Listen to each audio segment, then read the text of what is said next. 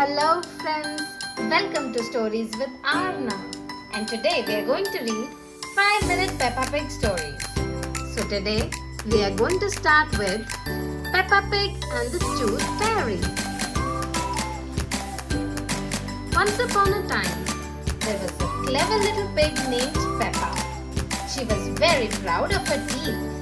Grunt, grunt. Peppa and her brother, George, knew how to take care of their teeth. They brushed them every morning and every evening. Brush, brush.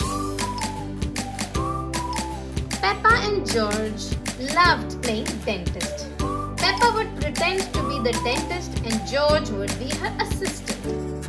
George's toy dinosaur was the patient. "What lovely clean teeth you have, Mr. Dinosaur," Peppa smiled. "Grrr," said George. One day, after playing their dentist game, Peppa and George were eating their dinner. Suddenly, something fell onto Peppa's plate. Clatter, clatter. It made Peppa jump. "What's that?" she asked. "Ho, ho, it's a teeth," Daddy Pig laughed. "But where is it from?" asked Peppa. "Look, George is looking so puzzled." "Why don't you look in the mirror?" said Mummy Pig. Peppa looked. She had a big gap in her teeth. "Oh no," Peppa cried. "Do we need to go to see Dr. Elephant?" "Ho ho ho, no," said Mummy Pig. "It's just a baby tooth. It's meant to fall out." "A baby tooth? What's that?" asked Peppa.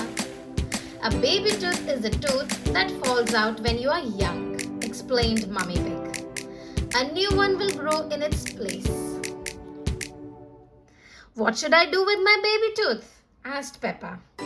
"If you place it under your pillow, the tooth fairy will come.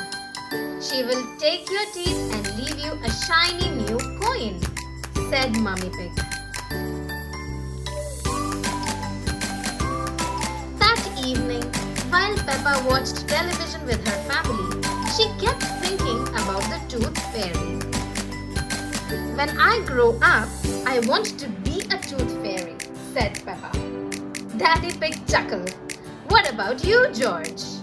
asked Daddy Pig. George pointed at his dinosaur. "Dinosaur," he growled. "Hee hee hee hee."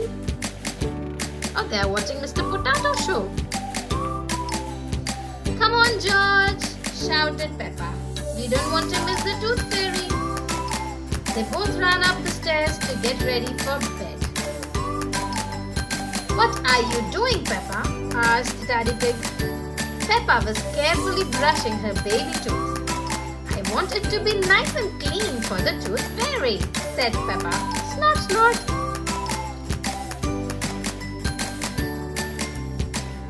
Peppa tucked the tooth under her pillow. "Are you sure the tooth fairy will be able to find it?" she asked. "I promise," said Mummy Pig. "Just you wait and see." "Good night, Peppa and George." "Good night, Mummy." "Good night, Daddy." Hee hee hee. And they're sleeping on their bunk bed.